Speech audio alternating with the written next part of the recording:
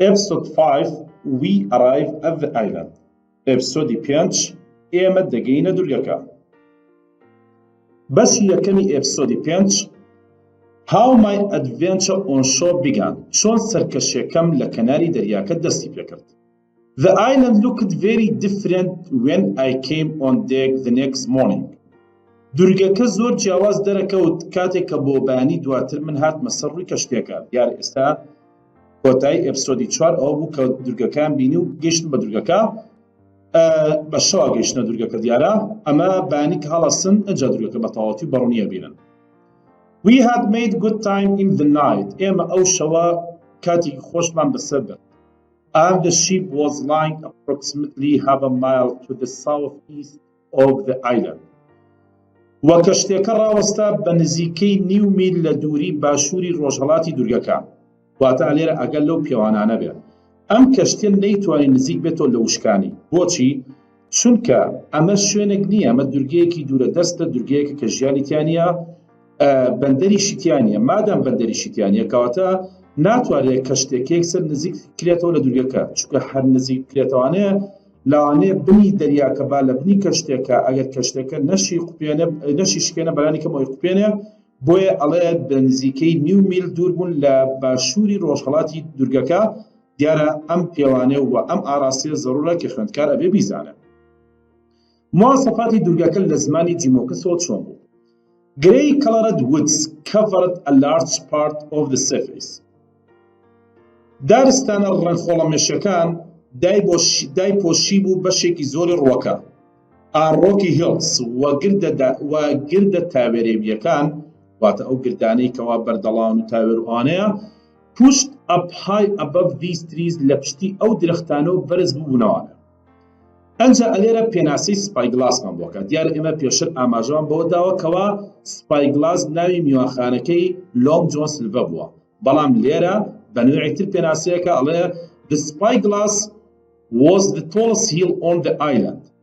سپایگلاس بەرزترین گردی دورگەکە بوو، واتە دورگەی گەنجینە by more than 300 or 400 feet کە نزیکەی یان با بڵێ زیاتر لە 300 بۆ 400 پێدە بوو. واتەوە پێوانە و پێوانەی گردی سپایگلاسە کە پێویستە خوێندکار ئەمە بزانێ. And it had a large flat top. و مواصفاتی تری ئەم گردی سپایگلاسە چۆن بووە؟ لوتکەیەکی تەختی هەبووە، لوتکەیەکی فراوانی تەخت. دیارە ئێمە پێشتر وەکوتمان سپایگلاس هەم ناوی میوانخانەکەی لۆنگ جۆن سلڤەرە و هەم ناوی بەرزترین گردی دورگەی گەنجینەیە. I did not like the look of Treasure Island. ببورن من حەزم لە سەیرکردنی دورگەی گەنجینە نەبوو. With some difficulty بەهەندێ ناڕەحەتی we brought the ship into a safe but narrow passage. ئێمە توانیمان کەشتێکە بەرین بەکووە ئەلێرە ڕوونیە کاتەوە بەهەندێ ناڕەحەتی دیارە ناڕەحەت بوون پێوەی We brought the ship into a safe but narrow passage of water. کەشتێکە بەرین بە دەرچەیەکی تەسکی ئاو بەڵام سەلامەت لەکوێ ئەم دەرچە تەسکاکێتە شووە مۆقعەکەی between Treasure Island and the nearby Skeleton Island لە نێوان دورگەی گەنجینە و نزیکی دورگەی سکێڵتن کە ئەمەژێکتر لەو شتە زەڕورانە کاگەر بۆت بێتەوە ئان نارۆ پاسج ئۆف وۆتە کە کەشتەکان بە زەحمەت پیابرتووە کێتە شۆ بێ ئەم مۆقع بزانێت. And we dropped the anchor و ئێمە لەنگەرەکەمان هەڵدا. The trees came down to the shore. درەختەکان شۆڕ ببوونەوە بۆ کەنارەکە. And there was a swamp و جۆگەلەیەکی لێبوو زیانزەلکاوێک with 2 little fresh water rivers کە دوو ڕووبار ئاوی سازگاری چووکی تێدەڕژا running out into it کە دەکەوتە ناویەوانە. ئەی هەواکەی چۆن بوو؟ The air smelled of dead wet leaves. هەواکەی بۆنی گەڵای تەڕی مردووی لێدەهاو. As soon as we arrived at the island هەر کە ئێمە گەیشتە دورگەکە most of the crew lay around on the deck grumbling together. زۆرینی ئەندامانی دەستەکە واتە دەریاوانەکان هاتنە سەر ڕووی کەشتێکە و پێکەوە پرتەوبۆڵیان دەهاو. Orders were followed slowly. فەرمانەکان بە هێواشی دەهاتنە خوارەوە and carelessly و بە بێئاگاییش. And mutiny و یاخیبوون it was clear was hanging over us like a big black cloud. وياخبون بسرمان وديار بو وكو بلي هوا سابي وكو هوريكي رشي قورا. We decide to have a meeting in the cabin. بريار من دالة كابينك كوبنا ويستازمين. Save the captain. Captain وتي قورا. ديارا أو captain بسران لا captain سمولتا وتي قورا. Things are becoming very difficult. شتاكان زور بخراب درون. يا بقرسي درون. And there is only one man who can help us. ويك بياو هي بتنها كابتن يارمتي مامدا. And who is that? Our chair asked the squire. آغا برسيارك. Silva says, Silva قورا. Replied the captain, captain smolad. والله مياوتي لونج جون سيلفا وانا يارمتي مامدا. شونكا he is as worried as us. أي شهروك ياما غنبال. And he is trying to hide what's happening. وهول دا أويك روي داوا بشارة وانا. As soon as he can هر كاتب توانا he'll talk to his men. that وانا لقل بياو كان يقصبك. And tell them to work hard. والبيان بلا كاركن بقرسي وبزحمتي and keep quiet وبيدنجش بن. Let's give the men an afternoon on the island. ديبا أمباج نوريا بياو كان برين بوسر درجكا يعني بيعنيرين بوسر درجكا. Provided that most of them go ashore with Silva, you will see. To the bini zorban legal longo Silva datchin bo kanaraka. He will bring them back as quietly as sheep. أو legal خوانا أنجرو أن هنا توانا بهمني وببدنجي وكو مر واتت إشبهنا بوي كوا بحساب لونجو سيلفا شوانا كيا دريا وانا كانش مركان ببدنجي شود أو كون واتليرا مبسي أوي كوا جرينجي لونج جون سيلفا ونكاتو كوا لونج جون سيلفا أتواني أم دريانو كبلي لسر بنجي بيخلينا توانا. And so it was decided that وبو شوي بريار درا بريارة كتشيبو أجر بود بيتو يا كم بريار يعني لقل جيشتني درجي جنجينا تشيبو كم بريار بو أما بو the squire, the doctor, the captain, myself, 3 other good men and about a third of the crew were going to stay on board the Hispaniola. أما بريارك يا أغاو دكتور كابتن سمولت خوم يعني جيموكس و3 other good men والسيبياو باشا كيتل كديار مبسي لتومبردث جويس وهنتي كسيبياو كي أغان and about a third of the crew ونيوي أنداماني دستكا وعفو يجلس السي دستكا دستي دريوانكا ما بستي لا درياوانا كانت تشكيلان إخوان we're going to stay on board the Hispaniola بمن نوال السري كشتي Hispaniola ديار لير أقل لبيا أقر بود بينتو a third of the crew واتيك لسرسي دستكا بجمارة شنكات علي بنزيكي أكات الششكس بوشي تشوكا إما بيشر لإبسودي 4 باسي أوما كردوا كوا لإبسودي 4 لكوتايا باسي أوكا كالي استا إما 26 كسين ديارة كاتك لا بريستلو درشون 27 بون ميستا آرو أو كوتناو أو كو مرد ديارة 26 ما ونتوانا وجي موكن زعباشا بوايا كلو 26 تنها حوتيان أوانا كعادي إيمن وكات ديارة 19 رونية سربتشين بلان هروكو دريا حسابن ديارة بلون جوزل فرشوانه لو 19 كسا ديارة 6 كسيان لسروي كشتكا من توانه كأما برياريانا لكابينك كأما بكن. Meanwhile, باش باوي كم the other 13 men سيانزا بياوكيتر including Silva بس الفروا وات سيانزا بياوكيتر بس الفروا excitedly started climb into the small boats بدل خوشيكول دست ياكرب بسر توتن بسر بلما بتشوكا ديارة أم بلما نيشان شيا يموت من نيوميل لوشكاني ودورا ديارة أو مسافة نيوميلك بيوانية كتقريبي مسافة كي زورا أبيت شبكن أبيت ببلم بيبرن أو ما ببلم ببرن كويت بدو بلم ينشيا كان جماعتي لونج جون سيلفا كسيان زكسن بيكو سواري كشتيغا بن أهنية بتشن بروش كان. It was then that I had the face of the mad ideas أو كاتبو كوامني يكم بيروكي الشيطاني خوم أنجامنا أم بيروك الشيطاني تشيبو that helped so much to save our lives أما زوزر يارمتي داين لباراسني جيانما بيروك الشيطانك یەکەم بیرۆکەی شێتانی لۆنگ جۆن سیلڤە کامە بوو؟ ئەمە بوو کە ئێستا بۆتان ڕێکخوانێ. ئەڵە چی؟ بەخیاڵما هاوتم with so few men on board لەگەڵ ئەم کەمینە پیاوەی سەڕووی کەشتێکە I was not needed on the ship. هەستمە کرد پێویستی ناکرد کە من لە سەڕووی کەشتەکە بمێنمەوانە. بۆیە ئینە سێکن لە ماوەی چرکەیەکدا I had climbed over the side and quietly dropped down into the bottom of the nearest boat. لە ماوەی چرکەیەکدا سەرکەوتم بەسەر لای یەکێ لە بەلەمەکانە بەهێم یەک چوومە بنی نزیکترین بەلەم لێمەوە. وەک بڵێ ئەگەر لە وێنەکە سەرێکن لە پڕی پێشتیای بوو کەوات چۆن ئەچێتە بنی یەکێ لە بەلەمەکان کە لە خۆی زۆر نزیکە خۆیت چەمێنێتەوانێ بۆی کە بەحساب دیار نەبێت. I thought no one had seen me. پێم وابوو هیچ کەسێ منی نەبینی. ئەمە بە عەقڵی خۆی واتە جیمۆکس بە عەقڵی خۆی پێی وایە کاتێک کە چۆتە ناو بەلەمەکەوە کەس ئەوی نەبینیوە. بەڵام ئێستا با بزانین ئایا کەس ئەوی بینیوە نەبینیوە.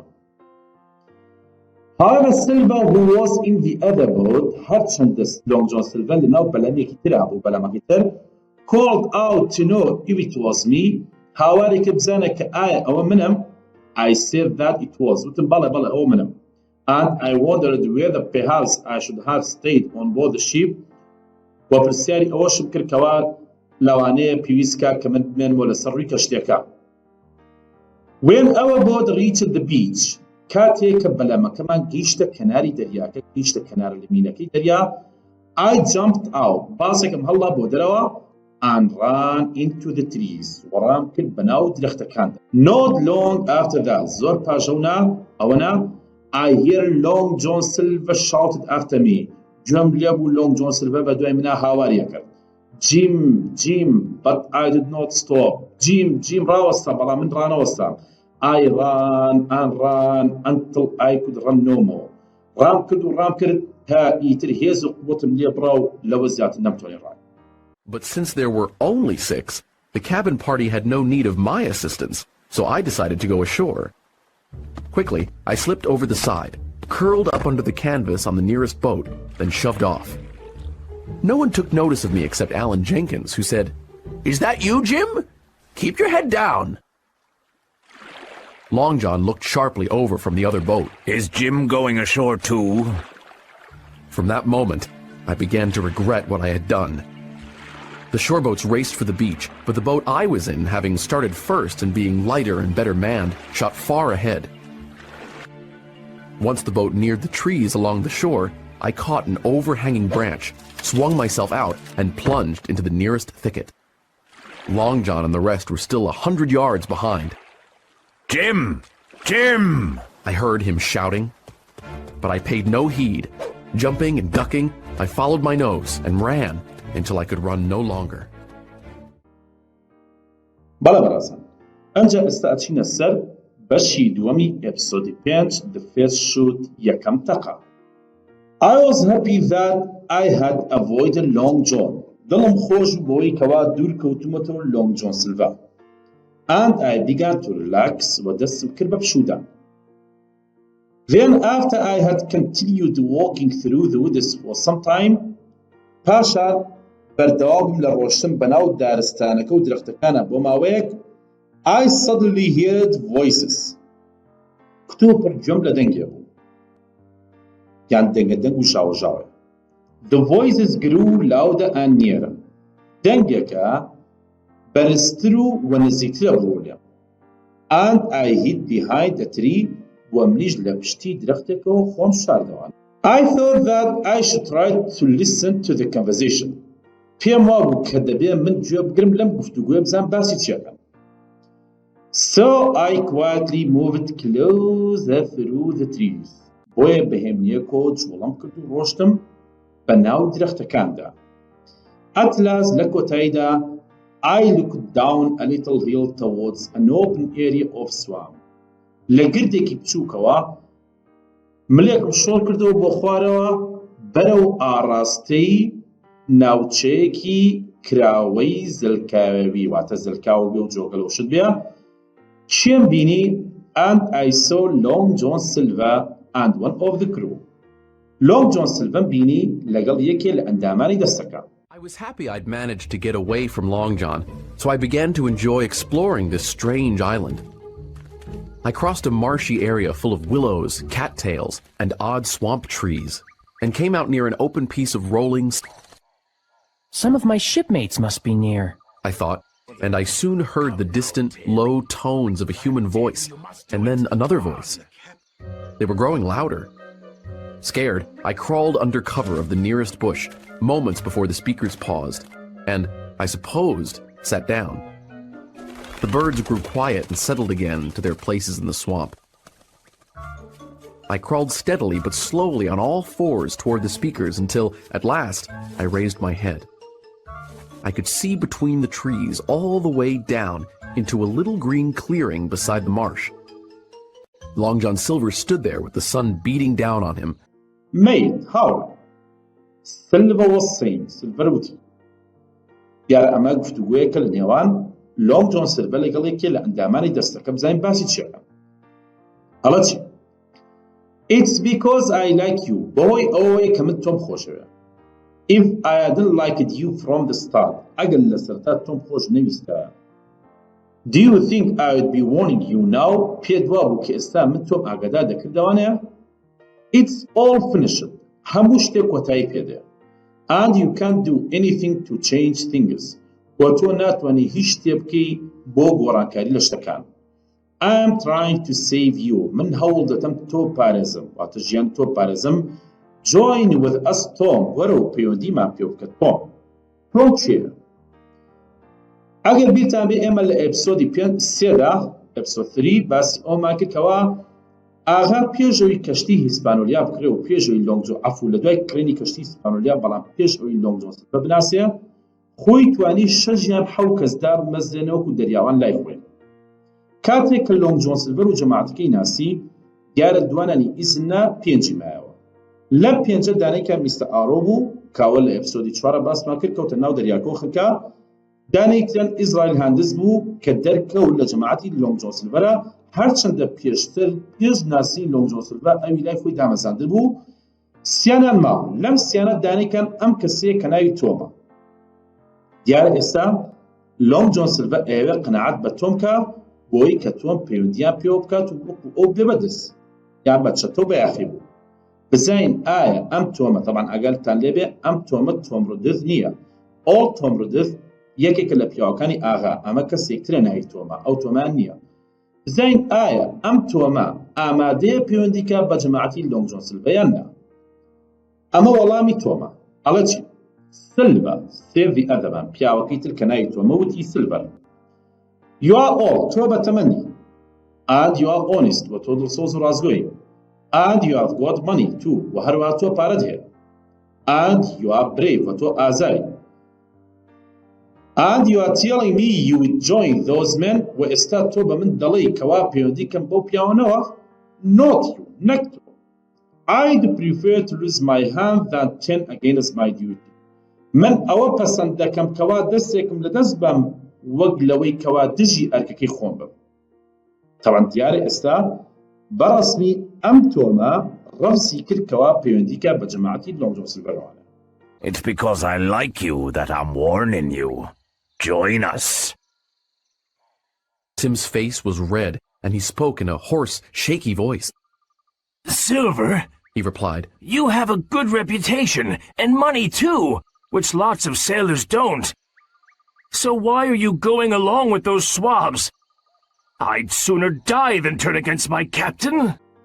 بەڵام شتێکی ترمان هەیە مەشهودێکی ترمان هەیە لەو لاوە کەڕوئەیە دیارە ئەم تۆمە هاوڕێیەکی هەیە کە کەسێکتر لەو لاوە ئەوێ قەناعەت بەم هاوڕێیکە کە پەیوەندیان پێوەکات کە ناوی چیە ناوی ئالانە کەواتە لەو سیانەی کە ماون ئەمە دانەیەکیان تۆمە ئەوە دانەیەکیان ئالانە دیارە ئەو کەسێتر کە قەناعەت بە ئالانکە چی ڕوئەیە سەدلی فرۆنفا ئەوەی دوو پڵ لە زۆر لە دوو لەوانەیە There was a loud cry of anger.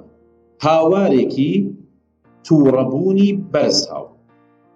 Then a horrible long scream. پاشان قیژەیەکی ناخۆشی درێژ. کە ئەم قیژەیە چی بوو؟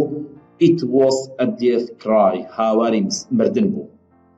and the sound of it would not leave my head.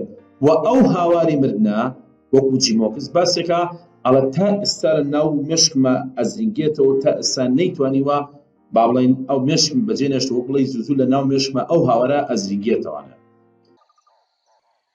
Then, suddenly, from far out in the marsh, a cry of anger rang out. Could that be another man who didn't want to join the pirates? The cry, however, was followed by a long, horrible scream and the boom of a gunshot. The sound echoed against the rocks of Spyglass Hill. The whole marsh of birds rose again, darkening the sky. Then, the air became silent, except for the rustle of the birds. Tim jumped at the sound, but Long John didn't even blink. He stood where he was, resting lightly on his crutch, looking like a snake about to strike. What was that? Said Tom, shaking with fear. Tom بلرزكوتي هو تشيبو. Oh, Silver quietly smiling. Silver زدخنيكي بوكل تيجي. That must have been Alan. بدلني أو Alan. Alan, cried Tom. Tom هاواري كوتي Alan. God raised his soul. خوار روحي باريزي. He was at least 3 man براستی دریوانی که رازگو بو. You have killed Alan to esta Alan kusht. Have you kushted? Kill me too if you can. اگر توانی ورم نیش بوجا. And with that وبوشويا, this brave man أمبيا أزايا تينت and walked away. ريور جراو rushed. هل with a cry. بهاواريكوا Silver threw his crutch with all his strength. Silver بهموی هزی خوی در شقی بو هلا او در شقی خوی. It hit Tom hard in the middle of his back. آیا کاتی که Long John Silver در شقی بو توم هلدا بری کود علی بالا برناو راستی پشتی توم کود. ای توم چی لیهات؟ He fell down کوبتما. دیاره اگر بگرانو با پاری پیشوتر او تله بینه که دیاره که چون جیم هاکینز عفو لونگ جون سیلوا در شرکه هلادا بو توم برناو راستی پشتی توم دکوه. بزانین آیا دوای اوی که توم کود چی روی دا؟ And in a moment, لما اوی که کم دا Silva had jumped on top of him. Silva بازی هلدا بو سری and had killed him with a knife وبچاقویک تومی کشت. Then I saw Silva slowly cleaning the blood from his knife on some grass. پاشان به هواشی سیلور چی کرد بینیم که سیلور چی کرد خوێنی چەقۆکەی سڕی بەچی on some grass بە هەندێک جوگیا. کەواتە ئەگەر بۆت بێتەوە ئایا خوێنی چەقۆکەی بەچی پاکردوانەیە ئەڵێ بە some grass بە هەندێک جوگیا. But just tell me, what was all that screaming? That? Said Long John, smiling but warier than ever, his eyes like glass. Oh, I reckon that was Alan Jenkins. Alan! Cried Tim. Rest his soul, he was a true seaman. As for you, Long John Silver, you're no mate of mine.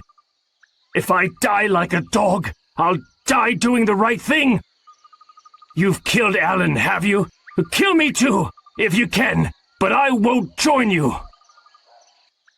Then the brave fellow turned his back and started walking toward the beach, but he did not go far. With a cry, Long John seized a broken tree branch to steady himself, and then hurled his crutch like a missile at poor Tim Cooper's back.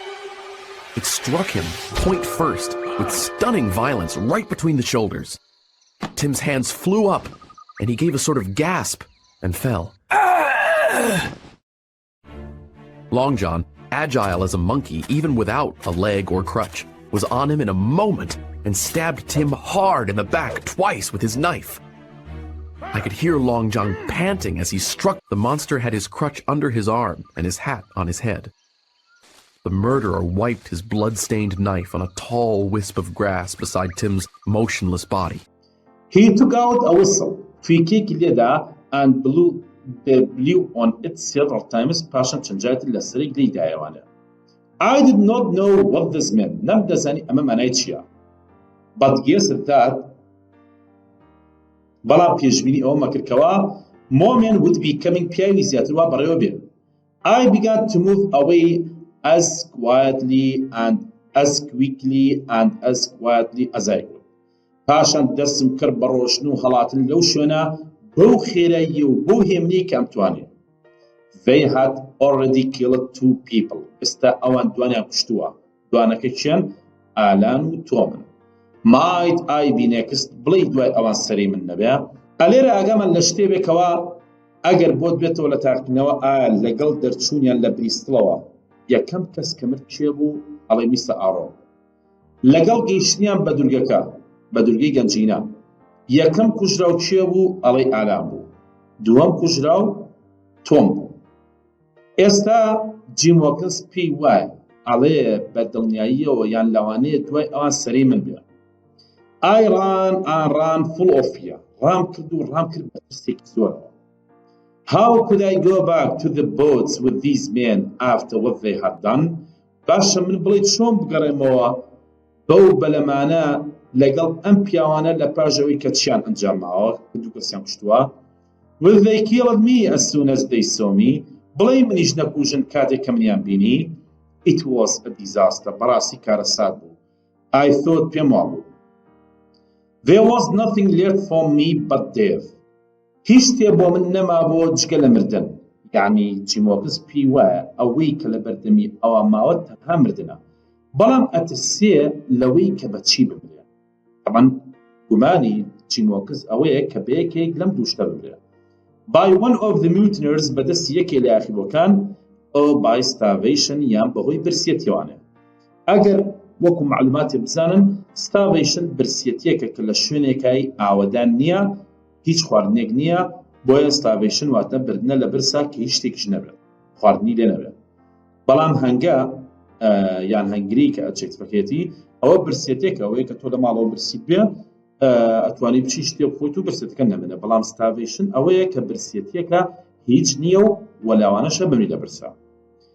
But as I ran through the woods بەڵام کاتێک کە ڕام دەکرد بەناو دەختەکاندا a new fright made me stop suddenly. ترسێکی نوێ کتۆپڕ منی ڕاوەستان. And I stood still. وەڕاوەستام لە شوێنی خۆم my heart racing وەک بڵێ دڵم تەپەتەپیە کرد. دڵم لە شوێنی خۆی ڕاناوەسا لەتاو ئەم ترسە نوێ. بزانین ئەم ترسە نوێ چییە؟ ئیپسۆدی پینج بەشی سێهەم The man of the island پیاوی دورگەکە. Something had jumped with great speed behind a tree. شتێک بازێکی هەڵدا بە خێرایەکی زۆر لە پشتی درەختێکەوانە. It could have been a bear بڵێ ورچ بێ ئەو ئەمان یان مرۆڤ بێ ئەو a monkey یان مەیمون بێ. I could not tell نەمەتوانی بڵام. I was very frightened زۆر ترسام and I could not move نەمەتوانی لە شوێنی خۆم بجوڵم. Then I saw it again پاشان دووبارە بینیمانێ running on 2 legs لەسەر دوو لاقە ڕۆی یان لەسەر دوو پێ ئەڕۆی. مواصفاتی ئەم شتە چۆن؟ It was dark and strange. ڕەش و نامۆ بوو and bent over و پشتیشی چەما بوانە. But I knew that it was a man بەڵام ئەمزانی کە مرۆڤە. تاوان لێرە ئەگەر لێبێ وشیمان بەمانای مرۆڤێت. چ شتێک لەم کاتی ترسە زۆرەدا وای لە جیم هۆکینس کرد حەز بە ئازادی کرد. I had a pistol with me. سێرەکەم دەماچێکم پێیە. And that now made me feel a little braver و ئەمەش وای لە من کرد کەمێک حەز بە ئازادی بکەم. I started to walk to where the man was. دەستم کرد بە ڕۆشتن بۆ ئەو شوێنەی کە پیاوەکەی لێیە. He had been hiding behind a tree. لە پشتی درەختێکەوە he had been hiding behind a tree لە پشتی درەختێکەوە خۆی شاردوانێ. But as soon as I came closer بەڵام هەر کە من نزیکتر بوومەوە لێی he stepped out to meet me هەنگاوی هەڵی ناو بەرەو پیری من هاو بۆی چایەکێ بە من. Who are you؟ تۆ چێ؟ I asked پرسیارم لێ کرد. بێنگەن he answered وەڵامی داوەتی بێنگەن. I am poor بێنگەن من بێنگەنی داماوم. And I haven't spoken to anyone for 3 years. ئەو ماوەی 3 ساڵە لەگەڵ هیچ کەسێکە قسەم نەکردووە. ئەمە پار لە ئیمتحانات وانێ ئایا بێنگەن ماوەی چەندێک لەگەڵ هیچ کەسە قسەی نەکردبوو دیارە 3 yearsەکەی بێختیارات هاتبووانێ.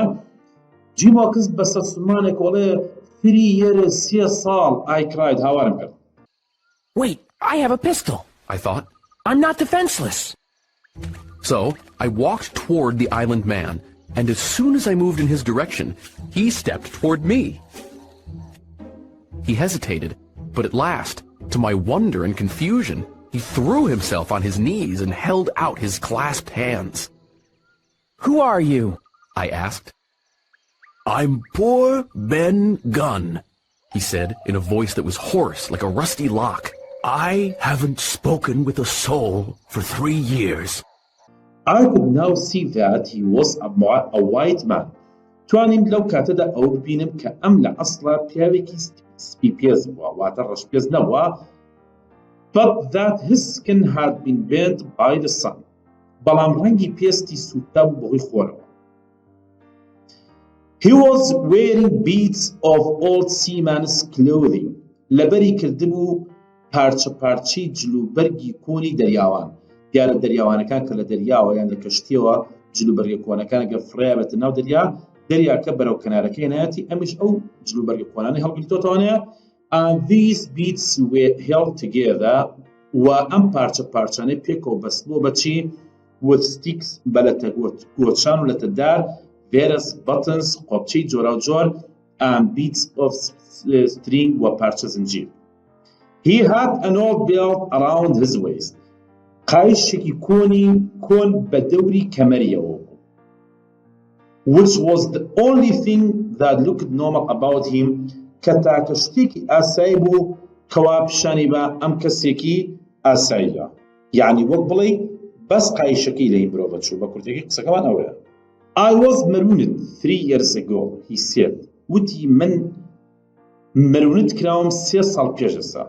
مەرونت یعنی چی؟ I had heard the word. من ئەم وشەم بیستوو پێشتر. I knew that it meant being left alone by your shipmates.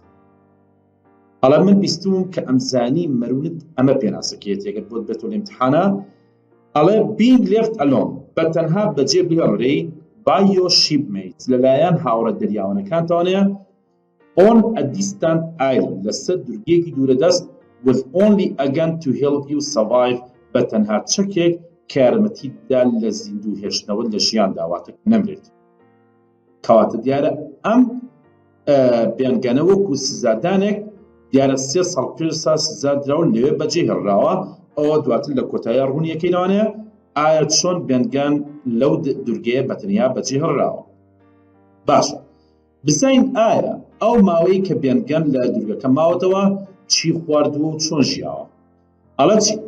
I've lived on goats, berries and fish since then. لەپاشەوە من ژیاوم لەسەر بزن و تو ماسی واتە خواردنی سەرەکی بێنگان ئەم سیانە بووە. بزن بووە بزنەکێوی دیارە سەری بڕۆ خواردوتی تو بووە و ماسی بووە. He continued. بەردەوام لەسەر قسەکانی. You haven't got a bit of cheese with you, have you? یەک پارچەی بچووک پەنیرە پێ نییە؟ پێتە I've been dreaming of cheese. بەخوا خەو بە پەنیرەوە دەبیرم. دیارە بێنگان 3 ساڵە پارچەی پەنیر نەخواردووە ئێستا حەزی لە پەنیرە.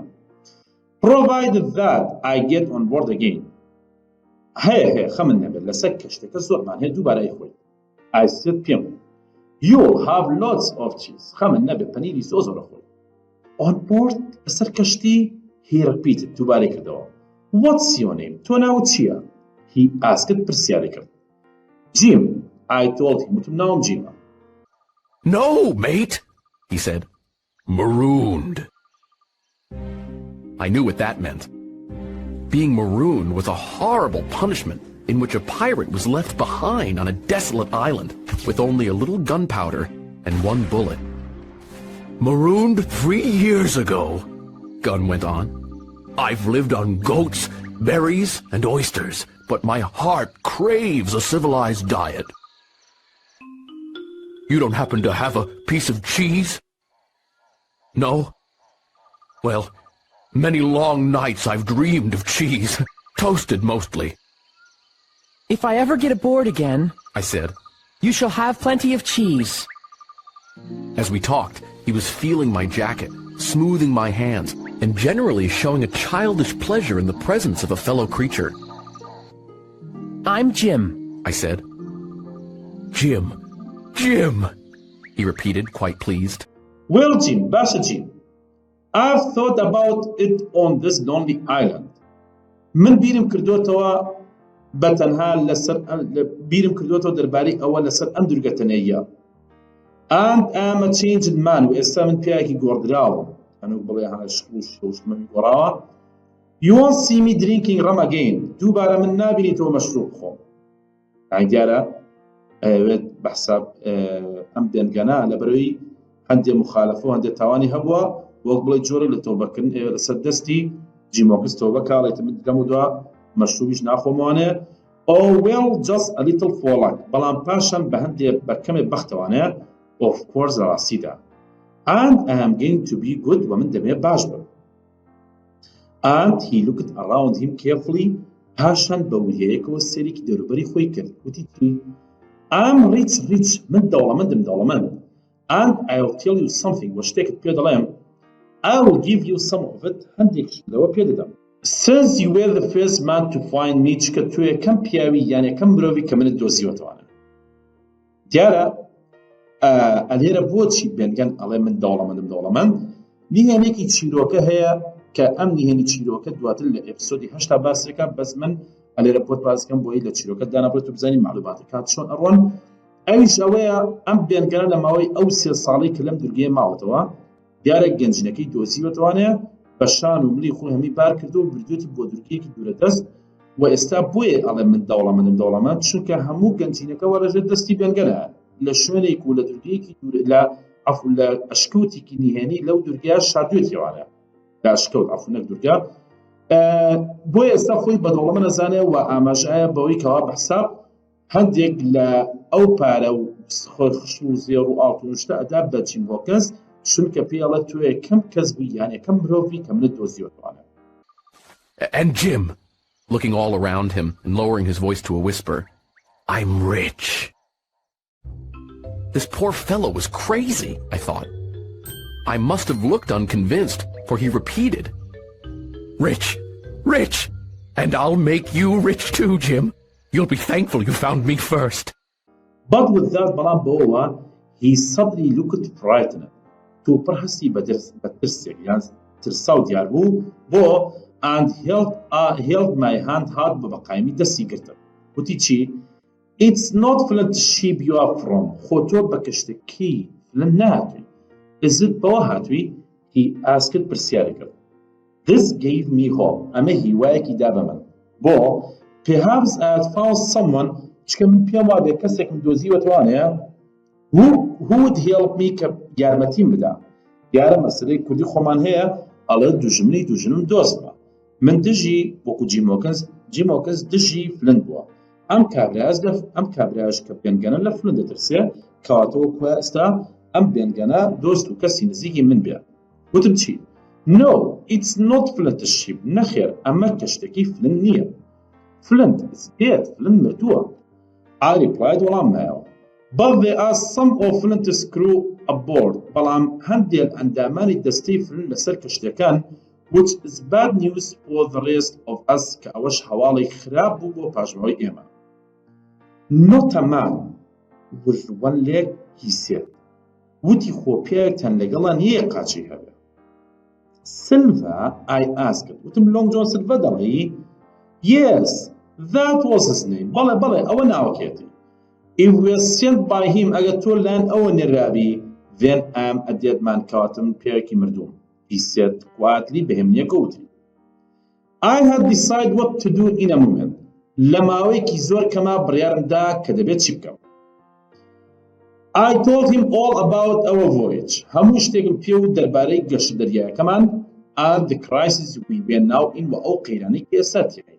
هاتەوە بڵێ بە سەریعەک هاتم هەموو ئێپسۆدی 1 و 2 و 3 و 4 بۆ بێنگەم باس کرد و هۆکاری گەشتەکەمان و کەشتێکەمان و هەموو ئەمانم بۆ باس کرد.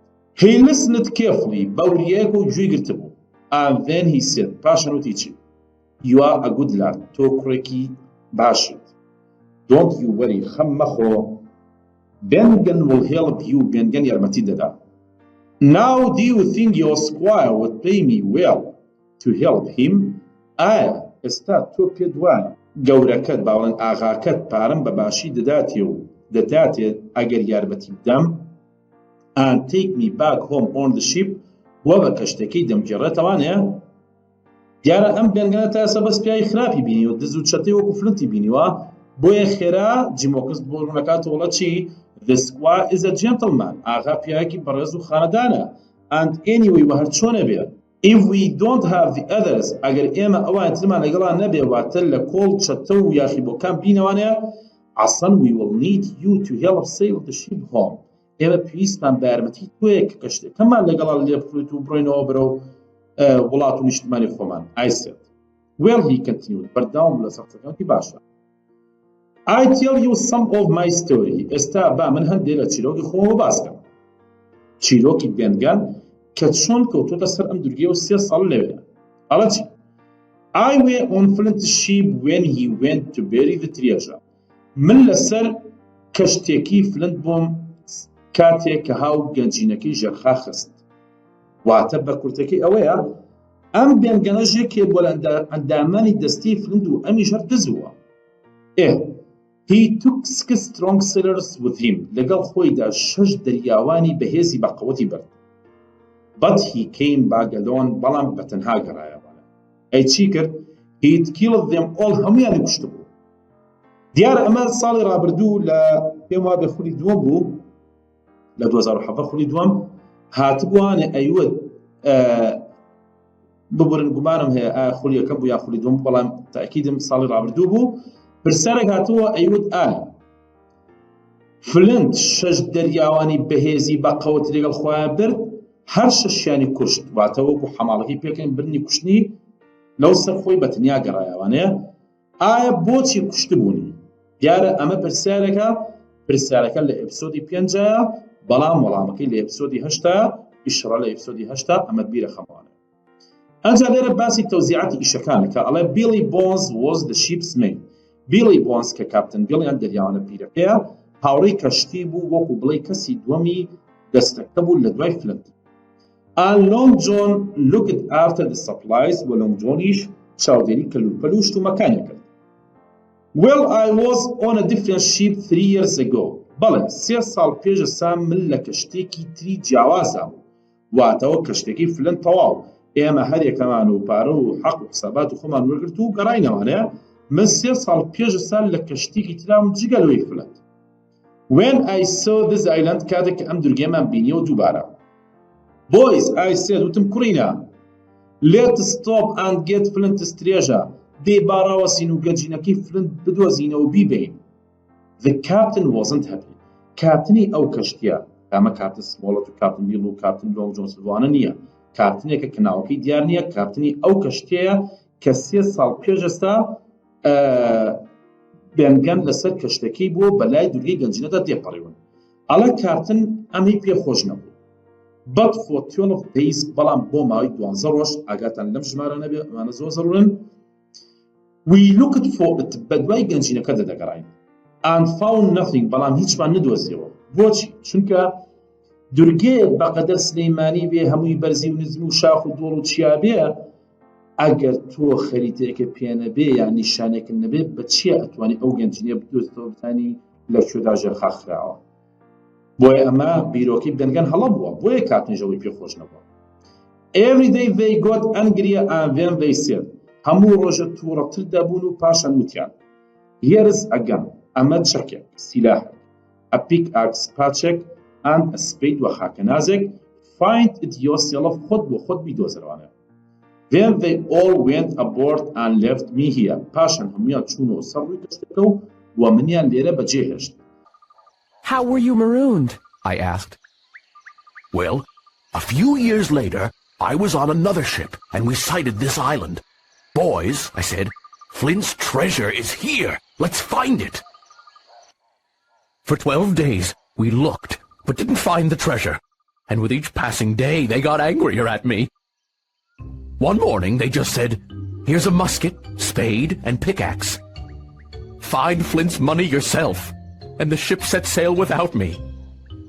So, Jim, I've been here 3 years, and I haven't had a bite of decent food since. But I have been busy these 3 years, see. بەڵام ئەوە 3 ساڵە من لێرە زۆر سرم قاڵە.